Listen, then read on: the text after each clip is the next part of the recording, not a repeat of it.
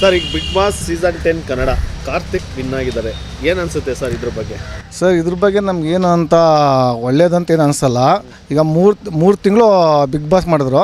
ಯಾರಿಗೇನು ಅನುಕೂಲ ಆಗಿದೆ, ಯಾರಿಗೇನು ಇದಾಗಿದೆ, ಅದು ಏನು ಇದಾಗಿಲ್ಲ.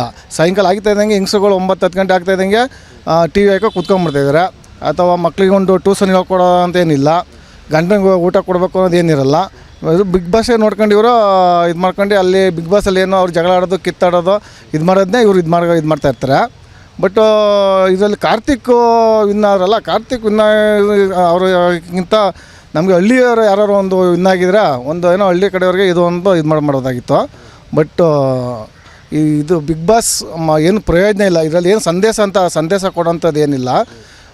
ನಮಗೇನು ಆ ಥರ ಇದಾಗಿಲ್ಲ ಸರ್. ಅದು ಬಿಗ್ ಬಾಸ್ ಬಗ್ಗೆ ಈಗ ಸ್ಟಾಪ್ ಆಗಿದೆ. ಈಗೆಲ್ಲ ಈಗ ಹೆಂಗಸು ಮಕ್ಕಳಿಗೆಲ್ಲ ಫ್ರೀ. ಈಗ ಬಿಗ್ ಬಾಸ್ ಸ್ಟಾಪ್ ಆಗಿಂದ ಬಿಗ್ ಬಾಸ್ ಮಾಡೋದ್ರಿಂದ ಅದರಲ್ಲಿ ಏನು ಅಂತ ಸಮಾಜಕ್ಕೆ ಏನು ಅಂತ ಸಂದೇಶ ಕೊಡೋಂಥ ಇದೇನು ಸಂದೇಶ ಏನಿಲ್ಲ ಸರ್.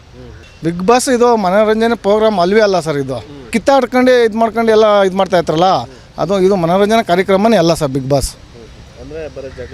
ಬರೀ ಜಗಳ ಆಡೋದು ಇದು ಮಾಡೋದೇ ಸರ್ ಇವು. ಕುಸ್ತಿ ಆಡೋದೇ ಇದು ಬಿಗ್ ಬಾಸ್. ಇದು ಇವ್ರ ಉದ್ದೇಶಕ್ಕೋಸ್ಕರ ಚಾಲನವ್ರಿಗೂ ಅವ್ರನ್ನ ಡೆವಲಪ್ಮೆಂಟ್ ಮಾಡ್ಕೊಳ್ಳೋಕ್ಕೋಸ್ಕರ ಅವ್ರ ಟಿ ವಿನ ಇದು ಮಾಡ್ಕೊಳ್ಳೋಕ್ಕೋಸ್ಕರ ಇದನ್ನ ಬಿಗ್ ಬಾಸ್ ಮಾಡ್ತೀವಿ ಅಂತೇಳಿ ಇದು ಮಾಡ್ತಾಯಿದ್ದಾರೆ ಸರ್. ಅದು ನಿಮ್ಮ ಪ್ರಕಾರ ಯಾರು ಗೆಲ್ಲಬೇಕಾಗಿತ್ತು ಸರ್? ನಮ್ಮ ಪ್ರಕಾರ ಹಳ್ಳಿಯವ್ರು ಯಾರು ಗೆದ್ದರೂ ಖುಷಿಯಾಗಿರೋದು ಸರ್. ಹಳ್ಳಿ ಹುಡುಗರು ಬಂದು ಆಟ ಆಡಿದ್ದಾರೆ, ಮಾಡಿದಾರೆಲ್ಲ. ಹಳ್ಳಿಯವ್ರನ್ನೇ ರೈತರ ಮಕ್ಕಳನ್ನ ಯಾರನ್ನ ಒಬ್ಬರು ಗೆಲ್ಬೋದಾಗಿತ್ತು ಸರ್, ಗೆಲ್ಸ್ಬೋದಾಗಿತ್ತು. ಅಂದರೆ ಹಳ್ಳಿಕಾರರು ಹೊರತು ಸಂತೋಷ್ ಗೆಲ್ಬೇಕಾಗಿತ್ತು. ದ್ರೋಣ ಪ್ರತಾಪ್ ಅವರು ಗೆಲ್ಬೇಕಾಗಿತ್ತು. ಸಮಾಧಾನ ಇಲ್ಲ ಸರ್. ಶಿವರಾಜ್ ಅಂತೇಳಿ ಸರ್. ಸ್ವಾದಿಷ್ಟತೆಯ ಸ್ವಾದ, ತಾಜಾತನದ ಆಹ್ಲಾದ, ಉತ್ತಮ ಆರೋಗ್ಯ ಮತ್ತು ಹೆಚ್ಚಿನ ರೋಗ ನಿರೋಧಕ ಶಕ್ತಿಯ ವೃದ್ಧಿಗೆ ಈಗ ನಿಮಗೆ ಸಿಗುತ್ತಿದೆ ಉತ್ತಮ ಗುಣಮಟ್ಟದ ಪೌಷ್ಟಿಕಾಂಶ.